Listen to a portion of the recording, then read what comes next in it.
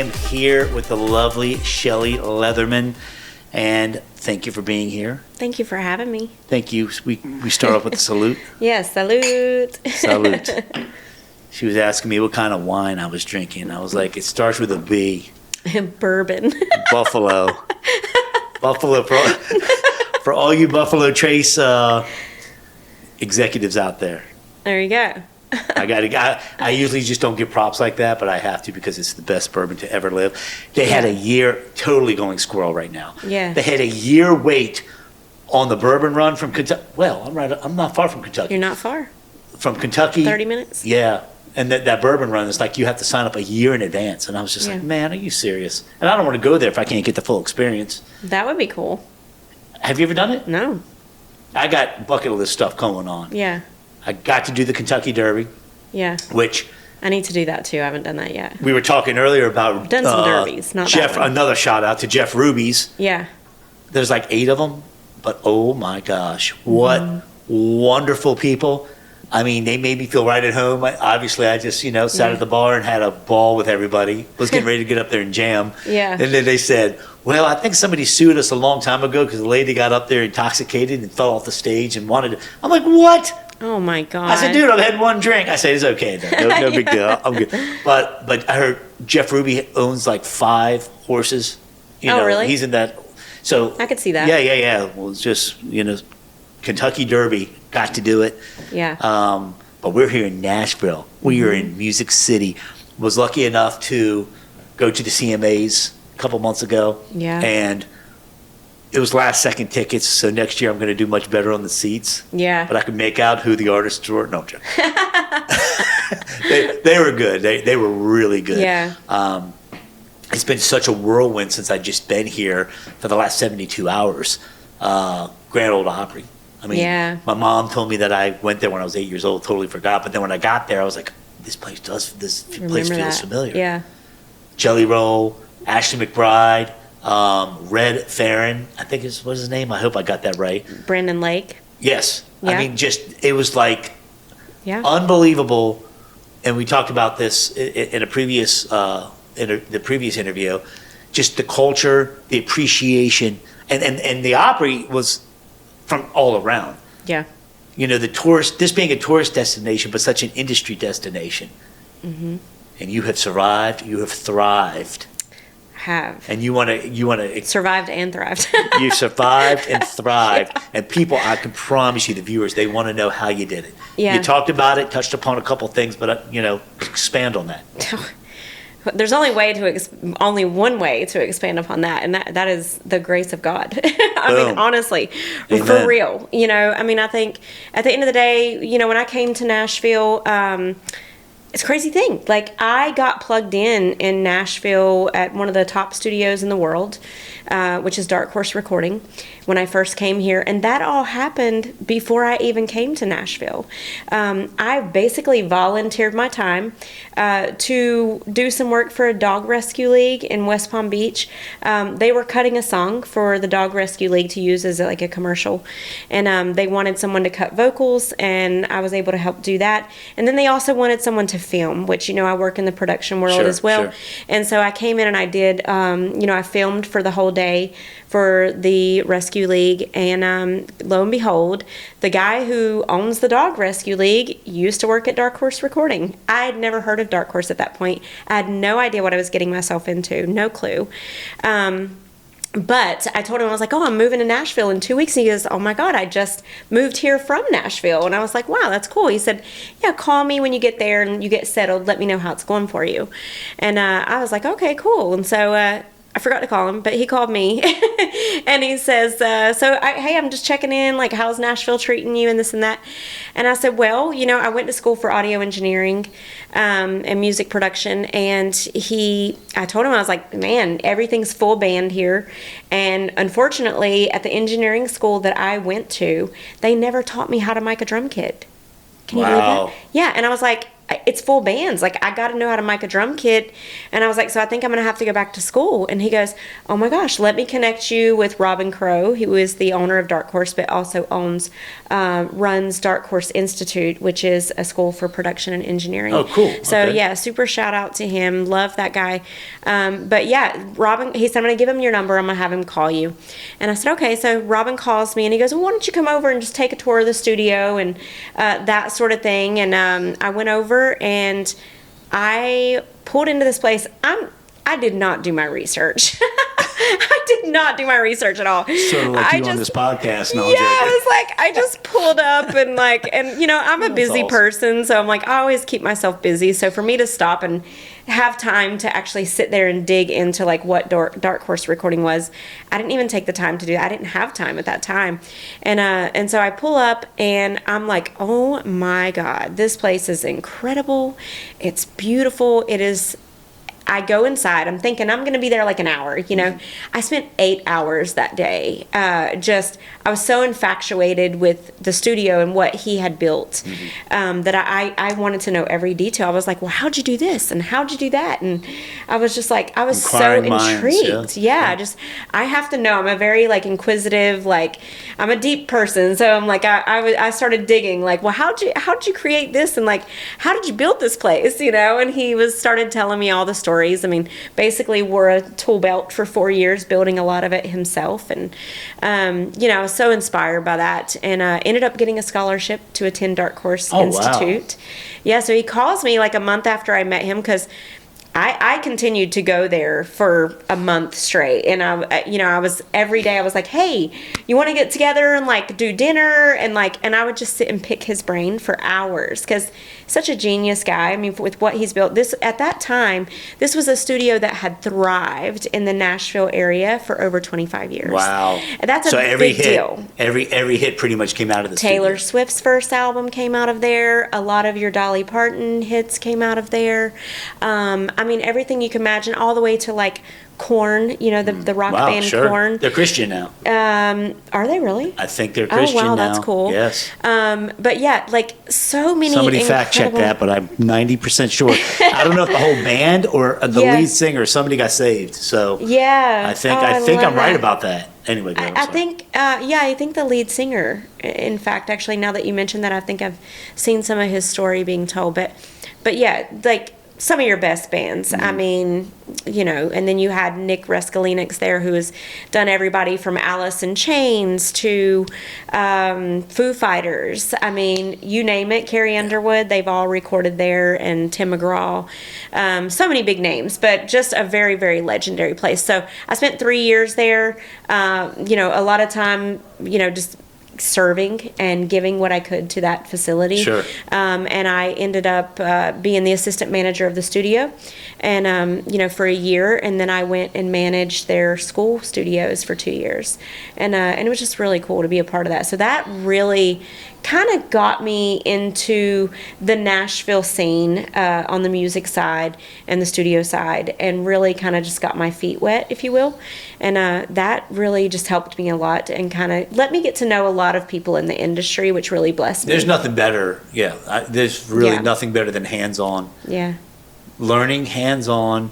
You can only watch so many YouTube videos to learn how to do something, which, you know, when you're fixing your car or something minor, that's great. Yeah. But so everybody wants it now. They think this is overnight. With AI, it kind of is. The music industry is not going to be able to stop it. They're not going to be able to stop it. No, not Just AI. like they couldn't stop the computer, and they couldn't stop internet, they couldn't stop Google. They're not going to be able to stop. Yeah. I mean, I love ChatGPT. It makes me sound so politically correct on my makes emails. things simpler. And easier. yeah, it's probably saved me a lot of relationships because it makes me sound look smart. No, I'm joking. But It's good for seriously, that, though. in the It's music really side, good I for think that. we had to sign, and I don't even know, as a Grammy member, I think we had to sign an affidavit Yeah.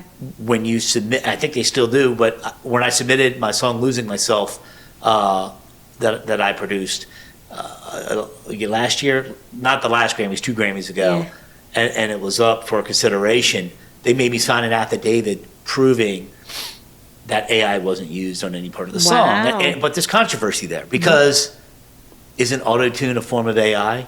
Isn't your mastering of whether you use Ozone 11 or Ozone 2, whatever you use with iShowcase, is every part of the digital aspect of it is technically a kind of a derivative of an AI. Yeah. So how do you answer that truthfully? Because it's just the technology. It's just like, I mean, if you think about it, plugins really kind of are AI, really. they exactly are. Yeah. That's exactly That's it. It just wasn't called AI when they came out with plugins. Well, not right. Yeah. And nothing took this industry like storm, Yeah. more than Napster did. When Napster came out and everything was going digital and the CD was going to die and become a novelty, Which it did. we adjusted. But I Yeah. mean, the record companies got hammered. The artists, and we were talking about the artists and what it really takes to get to that next level. Yeah. And it really becomes like we were talking about Kane Brown. Yeah. And how he really, the good old boy system in Nashville, which we spoke about, it is what it is. And there's a certain procedure and certain, nods and blessings you have to get from certain groups. And that's fine. That's great. It's kind of cliquish. Very cliquish. Yeah. And that's okay. Yeah. They've earned that. Yeah. And they put out great products and they got great backing and they're good people.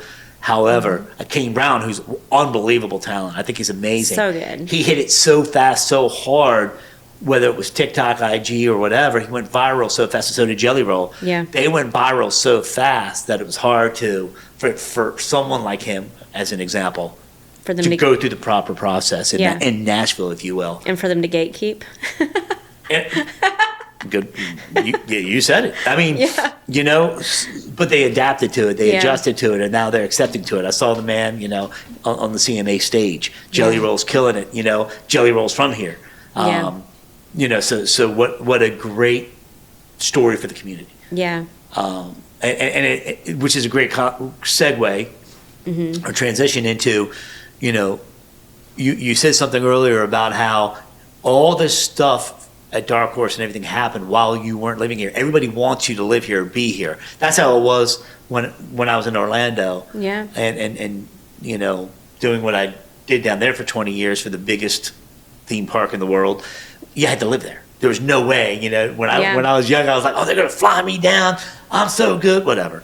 It's kind of like they don't want you in unless you have made the sacrifice to actually be here. That's right. And be a part of it. They're like, you know what? We're all here making the sacrifice, and we're away from our families. We're away from the things that we, would sometimes rather be doing to be here in this, and we've done this. And so if you're not willing to do that, then they're not really willing to give you a chance, to be honest with you. No, you can't blame them. That sometimes. You can't blame. Why are they going? It's the same argument they're making about people not going to the office anymore. All of a sudden they have to go back to the office. Well, wait, if I have to go to the office and work, well, luckily I don't have to. My office is my studio. But but what I'm saying is if somebody else has to go to the office, why shouldn't they have to go, and all of that. But which is interesting, would you take living downtown by Broadway, downtown Nashville versus Leaper's Fork or Franklin? Or the Brentwood, or the outside, if you could, afford your beautiful house, perfect. Because I got friends living in all those areas. Yeah.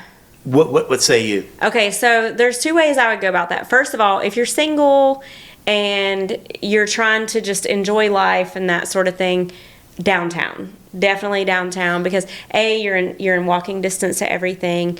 You're gonna enjoy more of just getting out and about and like being around other people. I feel like if you're family oriented and you have a family and that sort of thing, and you're settled down and you have that whole family dynamic, then I would definitely say somewhere more like Franklin, or maybe even Mount Juliet, or like Leaper's Fork, something like that. That place was awesome. I'm the kind of person that I'd rather be just on the outskirts of downtown, where I'm like 10-20 minute drive away from downtown, is kind of more my scenario. But I find myself, because I'm such a homebody, that if I live like that, I never go anywhere.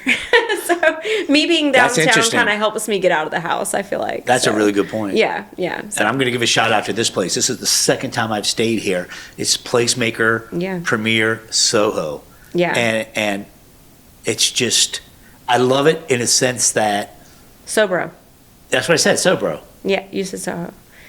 South Soho's Hollywood. in New York, isn't it? Yeah, New York and Let me start that over. And Placemaker, California, Premier, Sobro. Yeah, Sobro.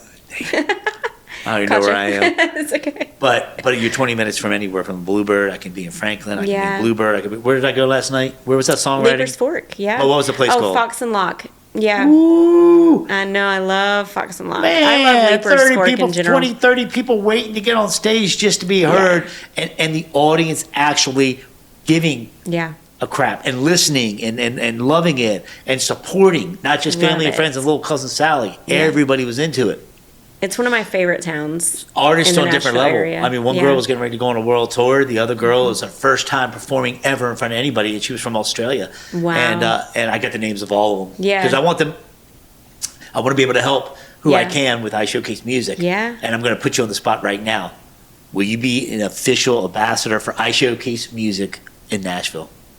Absolutely. My girl. I would love to help in any way I can. I'm always here to help. We've you been know, friends and for a serve while. Yeah. And we've kept the conversation going. Yeah. And I think you know you have that likability, and you're the real deal. And Thank you. I think the key word is genuine. And there's not a lot of us left. It's so Yes, true. I'm saying myself. I'm That's saying so I'm true. genuine. There's You just are not a lot genuine, of us though. left. You very much are genuine. Oh, I am who And, I am, and that is enough. Same. I am who I am, and you're not gonna see me any other way.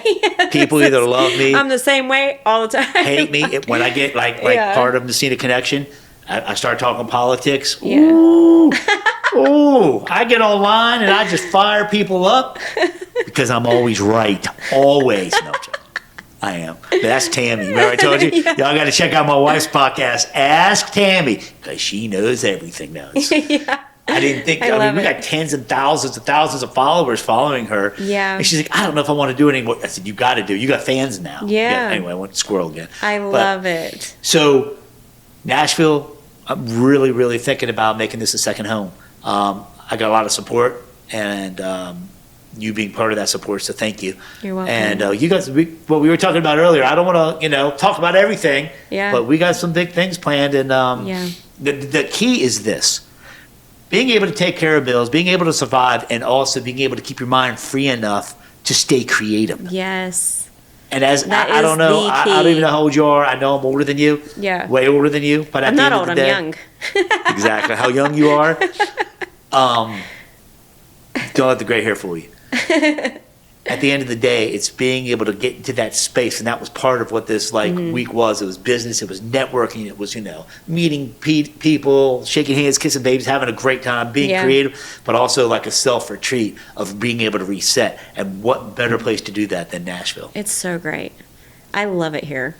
I mean, 9 years of being here, it has just, I feel at home. I don't know, there's a certain sense of peace I get here, but there's also, it's just this majestic feeling here in the music world that I can't even explain. Can't emulate I it. think it's a spiritual thing, too. Nashville is a very spiritual place, Yeah. believe it or not. I mean, you got a corner, you got a church on every corner, and everybody here goes to church, which you don't get that even everywhere. Yeah. And I love that. I'm like, I'm a God girl right here, and I'm like, for me, that's important to have not just the musical, inspiration around me, but also have some good spiritual backing behind me and around me, and that's super important to me. And you really get that in Nashville. There's a great community here, and that's super important to me. And you get to have that support. Like, you come here being a creative. Yeah. It's so important to be in a community where people appreciate your creativity. Whereas when I am in Palm Beach, Florida, people couldn't care they couldn't care less, about what I'm doing musically. Like, they're But then just like, if you go cool. down to Miami, And that Latin scene in Miami is absolutely It's fire. ridiculous. Yeah, But the EDM Cubans, scene in Miami is Wildwood, fire too. Oh my I gosh! was very Well, that's heavily in Orlando. the EDM scene. Orlando's got Orlando's a great got EDM the scene. what are the EDC? Yes. The Carnival, Electric Dance Carnival. Oh my goodness! Yeah. Every year it gets it's insane. Yeah, so I do all the voiceovers and stuff for, for UMF Radio, which is Ultra Music Festival. Okay. Their radio station. I didn't know and that. everything. Wow. Yeah, so I've been heavily involved in the the EDM world for a while. I do make a lot of EDM music, but I use real instrumentation. So That's very important to me. I love that kind of thing, and that's, Florida's got a great scene for that. We don't have a very big EDM scene here in Nashville. That's one thing I will say is lacking. I'd like to build upon that, but it's a great place to be. It's a great place to live. Country, rock, pop. Yeah. Reggae. Yeah. I mean, I will say reggae has fed me since I've lived in Nashville. My biggest clientele base in the studio as an engineer, recording bands and artists, has been reggae music. And no one would ever look at Nashville and think that. It has put food on my table for years. Yeah. That's right. You said you did an interview with the Wailers? Yeah, I recorded an album with the Wailers, which was Bob Marley's band, and Morgan Heritage Band. I've worked a lot with them, and Gramps Morgan, who is a phenomenal songwriter, producer,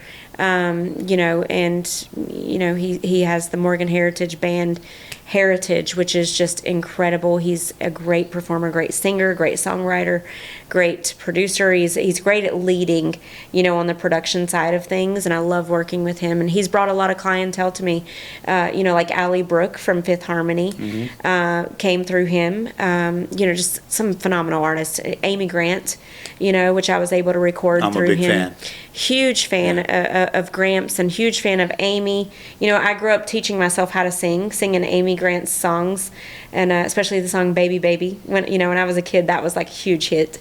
I forgot what song I used to play on the piano of hers. Yeah, it was pretty phenomenal, but I forgot the name of the song, and I'm ashamed of myself. But and it's funny because I go on Broadway and I look at these people, these good musicians. I bet it was El Shaddai.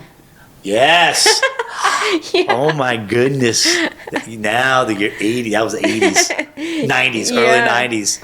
And El Shaddai. I used to jam that song on the piano. Yeah. That was a great song. I go on Broadway and I look at these, musicians. Mm-hmm. Some very good, some exceptional, some not so good, whatever. Hank Williams. I'll hang out at Hank Williams Jr.'s place. They always have a great band, and you start seeing the untrained wearing, just ripping their voice. I'm like, you're going to get nodes, man, if you don't get properly trained. Yeah. But is it really true that 90% of them are playing for tips only? They are playing for tips only.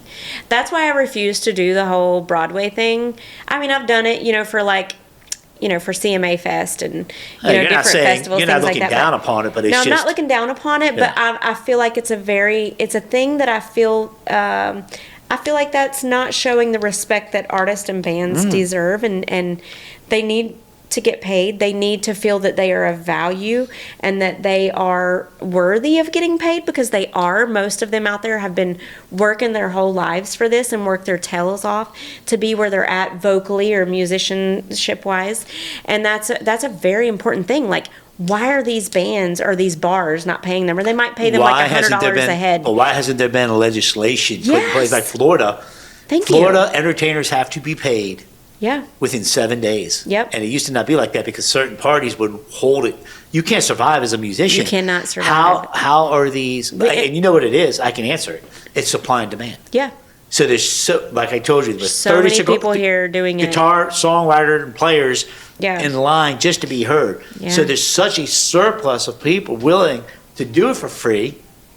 And those people need to recognize their own value and worth and not work for free, because you are setting the standard for what comes behind you, or what you're setting the standard for everyone around you. And it's like, it frustrates me even in the studio. I see managers pushing producers that they manage. I see them pushing producers to cut songs and produce songs for like $1,200 a song, which is that's a lot of money still, but when work for hire, but plus, someone plus that's 3%? Already at the point, plus their producer credit, okay, and then, but also being at the point where some of these producers are definitely worth way more than that. They've already had major hit records.